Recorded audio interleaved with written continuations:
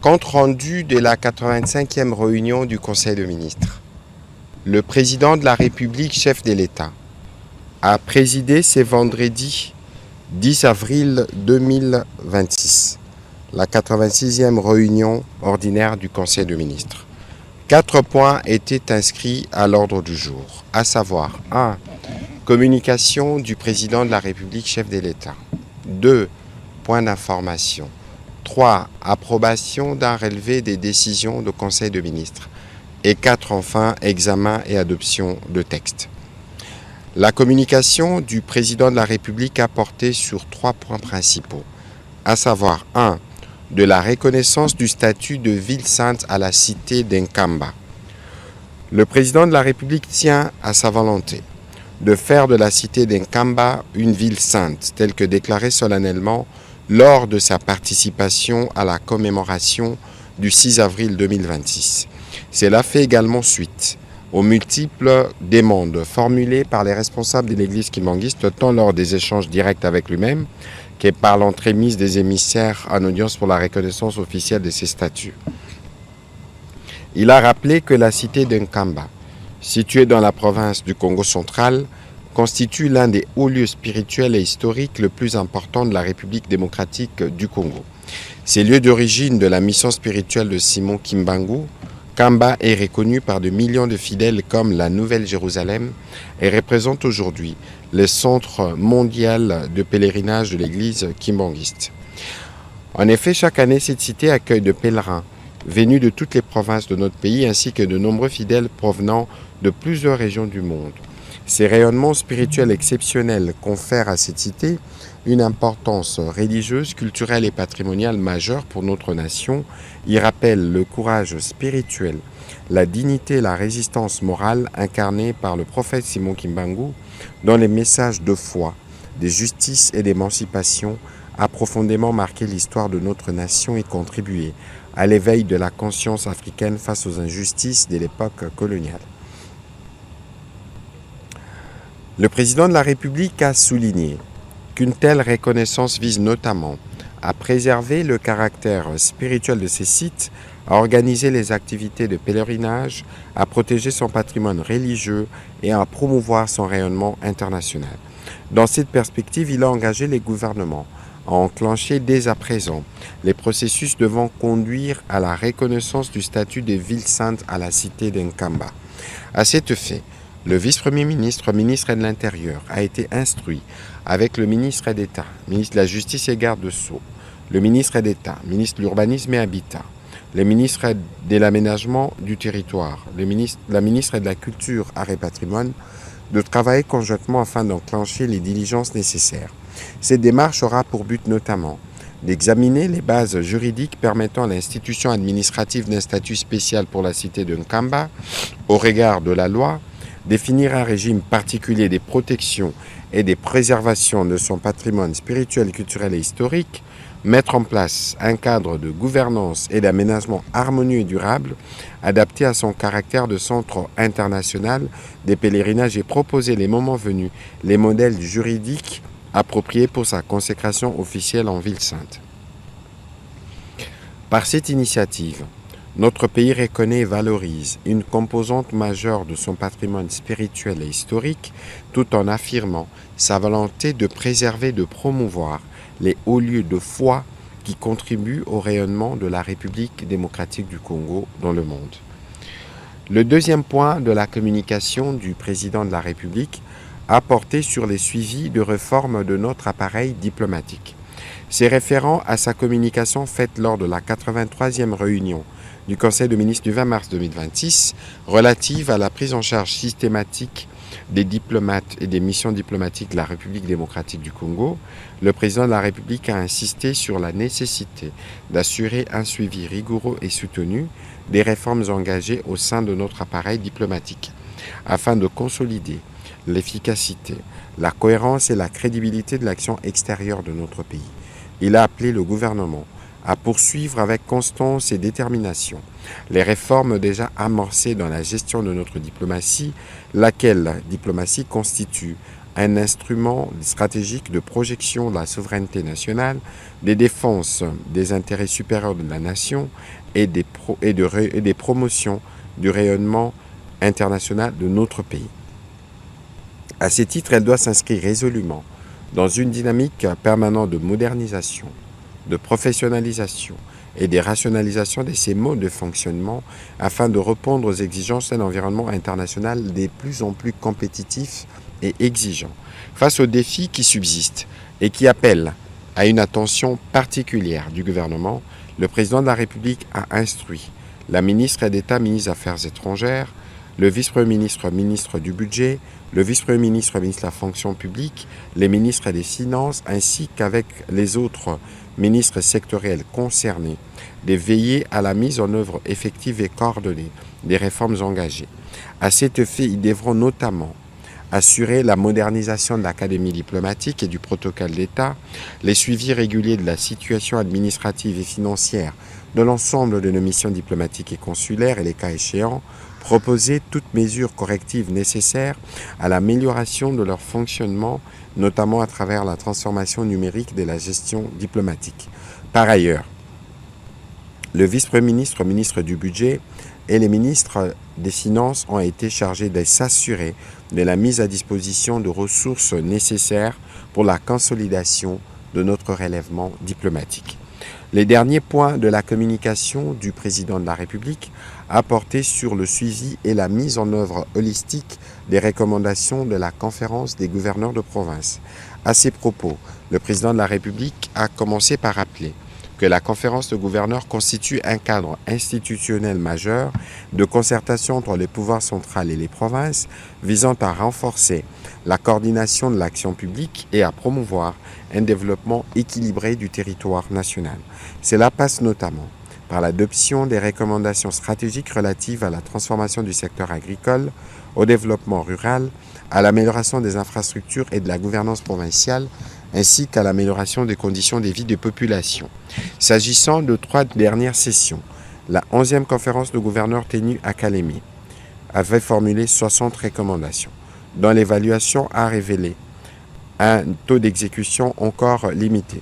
La 12e session tenue à Colésie en juin 2025 avait adopté 55 recommandations, tandis que la 13e session tenue à Bandundu-Ville en a formulé 82 autres à mettre en œuvre. Les données de ces 2 premières sessions illustrent les difficultés persistantes dans la mise en œuvre des décisions issues de cette instance, alors même qu'un dispositif institutionnel de suivi existe. En leur qualité des premiers responsables des exécutifs provinciaux, les gouverneurs sont appelés à assurer la traduction opérationnelle et les suivis effectifs des recommandations.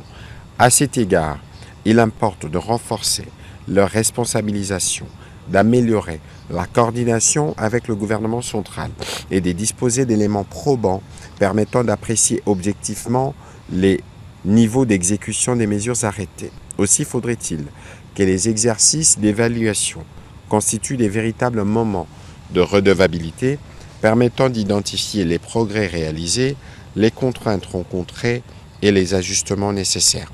Dans cette perspective, le président de la République a martelé que des rapports de TAP sur la mise en œuvre des recommandations devront être produits après chaque session et l'état d'exécution des recommandations de la session précédente ainsi que leur impact sur la vie de la nation fera désormais l'objet d'un point spécifique inscrit à l'ordre du jour de chaque nouvelle session de la conférence de gouverneurs. À cet effet, la Première ministre, en qualité de coordonnatrice de l'action gouvernementale, a été chargée de veiller à l'intégration effective des recommandations issues des conférences de gouverneurs dans les politiques publiques et les programmes sectoriels du gouvernement. Le vice-premier ministre, ministre de l'Intérieur, a été instruit en collaboration avec le secrétariat permanent de la conférence de gouverneurs et les concours en droit de son cabinet de proposer un dispositif cohérent et rénové de suivi, d'évaluation et de mise en œuvre holistique des recommandations issues de la conférence de gouverneurs et d'en présenter les rapports y afférents dans un délai de 20 jours.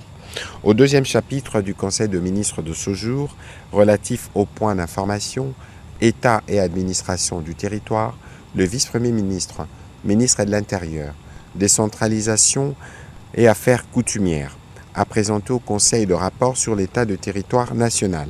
Au cours de la semaine qui s'achève, l'état d'esprit de la population a été globalement marqué par les bons déroulements des activités d'accueil des léopards seniors, foot par la population après leur qualification à la Coupe du Monde. L'opinion a salué les professionnalismes de la police nationale dans l'encadrement sans incident de la foule. L'attente de la relance des négociations entre le gouvernement et les représentants de la FCM 23 en Suisse, ainsi que la satisfaction notée à la suite de l'annonce faite par le président de la République de l'élévation de la cité d'Nkamba au statut des villes saintes. Au chapitre du banditisme et de la criminalité, en exécution des instructions de la haute hiérarchie, formulées lors de la réunion du Conseil de ministres du 13 mars 2026, le vice-premier ministre a informé les conseils qu'il s'est tenu une séance de travail avec les responsables des services de sécurité, élargis au ministère de Postes et Télécommunications, l'RPTC ainsi qu'aux opérateurs de télécom. Les analyses menées ont mis en évidence des recours massifs au service des télécoms par les auteurs des actes criminels. Dans l'attente de la mise en œuvre effective du fichier national d'identification, il apparaît indispensable d'adopter des mesures urgentes, pragmatiques et immédiatement applicables.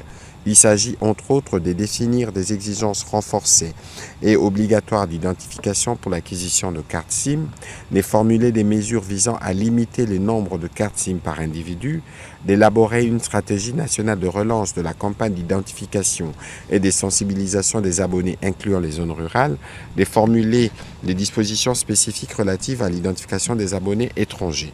Au chapitre des sinistres et catastrophes, un naufrage a été signalé dans la province du Congo central et une pluie torrentielle a fait des dégâts matériels et humains, respectivement le 4 avril dans la province de Mai-Ndombe et le 5 avril dans la province du Sud Kivu. Toujours sur ces chapitres sécuritaires, le vice-premier ministre, ministre de la Défense nationale, a fait le point de la situation opérationnelle, principalement dans les provinces du Nord Kivu, du Sud Kivu et des Littoris.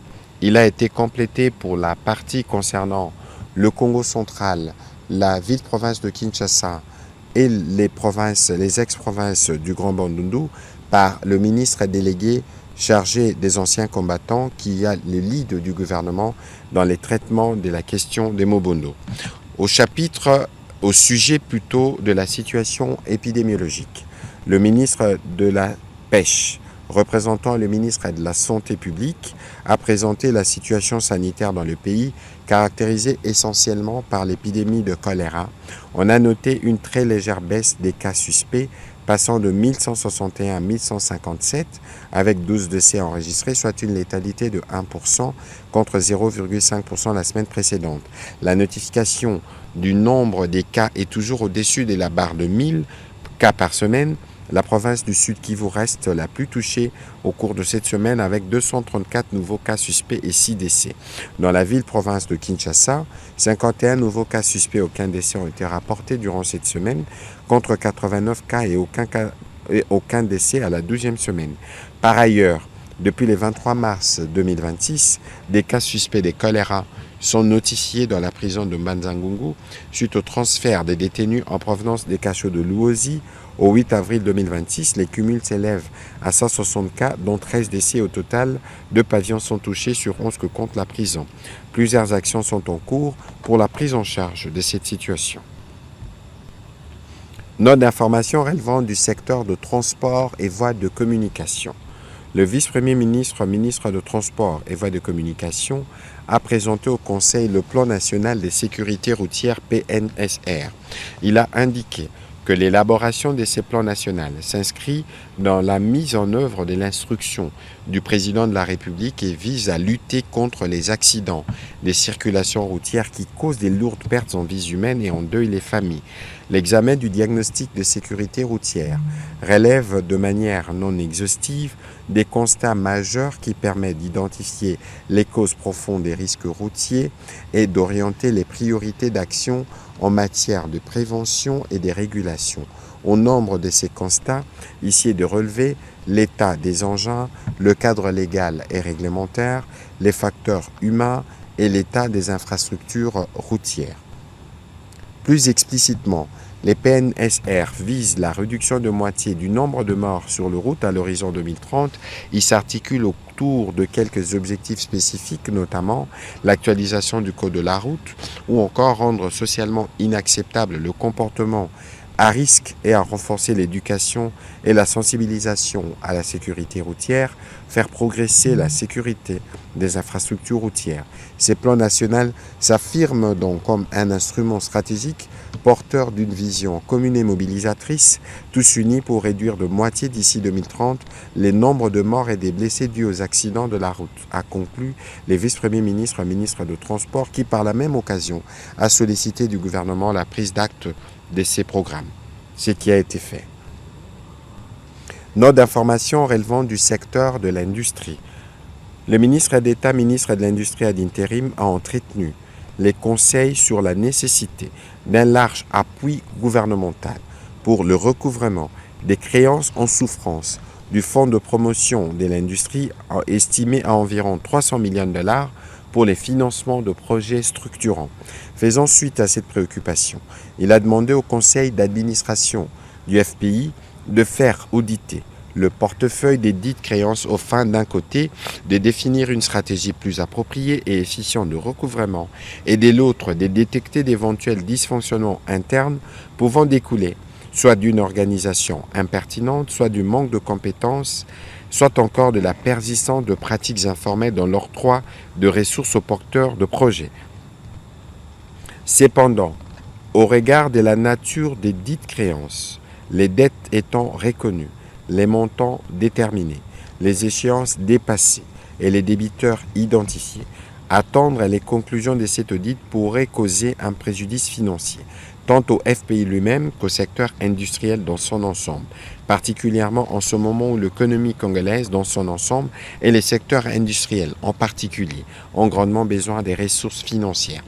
Pour ce faire, le ministre de l'Industrie a proposé l'implication du gouvernement par la mise en place d'une commission spéciale qui aura pour mission de catégoriser les débiteurs de bonne ou de mauvaise foi, de négocier des protocoles de transaction pour les créances récupérables à l'amiable, d'engager des actions de recouvrement forcé avec l'appui de la force publique, de proposer des mesures conservatoires sur les patrimoines des débiteurs insolvables, faire accélérer l'avènement du décret portant mesures d'application de la loi numéro 23/032 du 28 juin 2003, modifiant et complétant l'ordonnance loi du 11/89/031 du 7 août 89 portant création de la taxe de promotion de l'industrie. Note d'information relevant du secteur de l'éducation. La ministre d'État, ministre de l'Éducation nationale et Nouvelle Citoyenneté, a informé le Conseil de l'organisation de la 13e édition de la Semaine de la science et des technologies. Organisée depuis 2014, elle est inscrite pour sa 13e édition au calendrier scolaire officiel. À ce titre, cette édition revêt désormais un caractère institutionnel et structurant pour l'ensemble du système éducatif national. Placée cette année sous le thème « Au cœur du geste technique », elle vise à rapprocher l'école de la pratique, à valoriser les filières scientifiques, techniques et professionnelles, à susciter des vocations chez les jeunes, notamment chez les filles, et à renforcer les passerelles entre l'éducation, la recherche, l'innovation et le monde du travail. Bien plus, cette édition s'inscrit dans une logique de développement des compétences, d'apprentissage par l'expérimentation et d'orientation des apprenants vers les secteurs porteurs pour l'économie nationale. Après qu'elle a présenté l'agenda des activités prévues, la ministre d'État, ministre de l'Éducation nationale, a sollicité l'implication des ministères sectoriels concernés, directement ou indirectement par cette importante célébration, pour marquer le soutien de la République démocratique du Congo aux sciences et aux technologies. Septième note d'information du Conseil de ministres de ce jour, présentée par le ministre du Commerce extérieur et portant sur l'appropriation de l'accord de facilitation des investissements AFID par le gouvernement de la République démocratique du Congo. Il a rappelé les objectifs de l'AFID. Il s'agit entre autres d'améliorer la transparence des règles d'une part entre les gouvernements et d'autre part les gouvernements et les entreprises, d'établir des normes claires et cohérentes à l'échelle mondiale en matière de facilitation des investissements, simplifier et accélérer les procédures administratives, mettre en place un cadre mondial favorisant les meilleures pratiques, offrir une assistance technique adéquate aux pays le moins avancés et aux pays en développement. Par ailleurs, dans le cadre de l'élaboration du document programme pays, lesquels prévoient les déploiements d'un plan multisectoriel inclusif fondé sur une production abondante, spécialisée par filière et à forte valeur ajoutée, afin de satisfaire les besoins du marché local et de conquérir des parts importantes dans les marchés régionaux et internationaux, les investissements directs étrangers constituent un levier stratégique pour le développement des secteurs agricoles, industriels, miniers et les services de la République démocratique du Congo. De la nécessité pour le gouvernement de la République démocratique du Congo de se lancer dans l'appropriation de ces nouveaux accords de facilitation des investissements pour le développement en vue de tirer les maximums des dividendes liés à la mise en œuvre effective du dit accord. Cela nécessite la poursuite des réformes majeures qui renforcent la transparence, la lutte contre la corruption et la modernisation de nos administrations, a conclu les ministres du Commerce extérieur. Note d'information relevant du secteur des infrastructures et des travaux publics. Le ministre des Infrastructures et Travaux publics a informé le Conseil de la présentation de l'approbation du projet de construction du viaduc Bédengaliema. En effet, face à la persistance du phénomène de embouteillages qui paralyse la ville-province de Kinshasa, les axes menant vers le centre-ville, principalement la Gombe, demeurent particulièrement saturés. Le ministre des Infrastructures et Travaux publics a indiqué avoir initié un projet afin de décongestionner efficacement la rocade nord-ouest ainsi que la route de Matadi. Ces projets d'envergure visent à créer un contournement stratégique de la place Kitambo Magasin et de l'axe Kitambo Boulevard Monjiba Sosimat, zone de forte congestion. L'ouvrage, d'une longueur de 3,50 km, en configuration 2 fois 2 voies, est conçu pour établir une liaison directe entre les rocades nord-ouest et nord-est. Le tracé prendra son origine sur l'avenue du Tourisme à hauteur de l'hôpital de la Rive, passera par le site de Chanik pour déboucher directement sur le boulevard Tchachi à proximité de l'hôtel Pullman, vitesse des références estimée entre 60 à 80 km/h, accès par échangeur et rampe contrôlée tracée sur la bordure fluviale et route urbaine. Le Conseil a pris acte de cette note d'information. Note d'information relevant du secteur de ressources hydrauliques et électricité. Le ministre de Ressources hydrauliques et électricité a rappelé la situation de la Régie des eaux, a sorti d'une proposition d'un plan d'urgence pour l'amélioration de la desserte de l'eau dans la ville-province de Kinshasa notamment. Ces plans, a-t-il indiqué, visent à répondre aux principaux problèmes opérationnels de la Régie des eaux à Kinshasa, notamment la perte d'un volume important d'eau produit à cause du mauvais état de réseau de distribution qui date de plus de 50 ans, les manques de pièces de rechange et d'équipements pour l'entretien du réseau et les réparations de fuites d'eau, la lutte contre les érosions causées par les pluies qui dégradent l'état du réseau. Par ailleurs, les paiements de consommation d'eau des instances officielles et surtout l'application du nouveau tarif de vente d'eau constituent les principaux moyens pouvant permettre à la Régie des eaux de mettre en œuvre les 10 plans. En exécution de ce plan, les experts du ministère de l'Économie et des Ressources hydrauliques et électricité ont procédé à l'examen d'une proposition de tarif de vente d'eau avec l'implication de la Régie des eaux tenant compte des catégories sociales les plus vulnérables. À la faveur de ce nouveau tarif, la Régie des eaux pourra lancer des actions nécessaires pour résoudre les problèmes opérationnels en rapport avec la distribution de l'eau dans la ville-province de Kinshasa. Le ministre des Ressources hydrauliques et électricité a été complété par le vice-premier ministre, ministre de l'économie nationale, qui est revenu notamment sur la nécessité de faire un audit, notamment sur les universités dites publiques qui, pour la plupart, s'approvisionnent sans paiement de facture à la Régie des eaux. Note d'information relevant du secteur du tourisme. Le ministre du Tourisme a informé le Conseil de la participation de la République démocratique du Congo à la foire internationale du tourisme qui sera organisée à Durban, République d'Afrique du Sud, du 11 au 14 mai prochain. Cette foire est à la fois un grand salon international du tourisme en Afrique qui réunit les agences de voyage, hôtels, compagnies aériennes et des investisseurs, ainsi que des acheteurs internationaux et une vitrine pour la promotion des destinations des pays africains et des créations des partenariats. Elle vise non seulement à permettre aux pays africains de présenter les meilleurs produits touristiques du continent, mais également à favoriser la collaboration entre pays plutôt que la compétition. Au fin de participer à ces grands événements touristiques qui réunissent des milliers de touristes et entrepreneurs, notre pays doit ainsi prendre des dispositions pour assurer une visibilité à travers un stand moderne qui sera en mesure de présenter les possibilités dans les secteurs touristiques de la République démocratique du Congo. Dernière note d'information présentée au Conseil de ministres de ce jour, le ministre de Sport et Loisirs a présenté les rapports relatifs aux préparatifs des Léopards pour leur participation à la Coupe du Monde au mois de juin prochain. En effet, 52 ans après sa première participation, notre pays retourne cette année à la phase finale de la plus prestigieuse compétition du monde. Ces succès et les fruits des efforts conjoints du gouvernement et de la volonté personnelle du président de la République, à qui il a rendu un vibrant hommage. Ces retours sur scène ne devraient pas être une simple participation. Elle doit refléter les nouveaux esprits congolais et notre soft power à l'international. Elle implique alors une préparation méticuleuse qui dictera chaque détail sur l'organisation dans et autour de notre sélection nationale.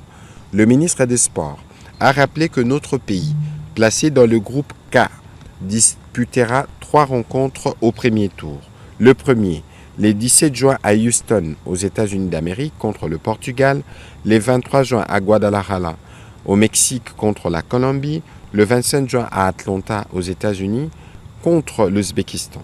Après la qualification historique, saluée par toute la nation, les joueurs sont repartis chacun dans son club pour y disputer les derniers matchs de la saison 2025-2026 et rejoindront la sélection nationale du 1er au 9 juin pour le stage de préparation qui sera ponctué des matchs amicaux face à des équipes ayant le même profil que nos adversaires du groupe K, en vue de préparer un plan stratégique et holistique, une commission de préparation réunissant les experts de son ministère, de la FECOFA et partenaires autour du staff technique a été mandaté pour proposer un programme détaillé, notamment le choix des adversaires en amical, les lieux du stage, le budget prévisionnel et les autres éléments pertinents.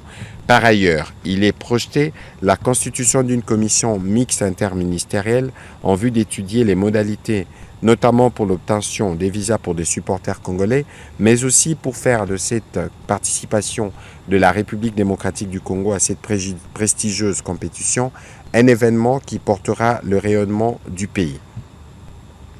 Au 3e chapitre du Conseil de ministres de ce jour, relatif à l'approbation d'un relevé des décisions, les membres du Conseil ont approuvé le relevé des décisions prises lors de la 85e réunion ordinaire du Conseil de ministres du vendredi 3 avril 2026.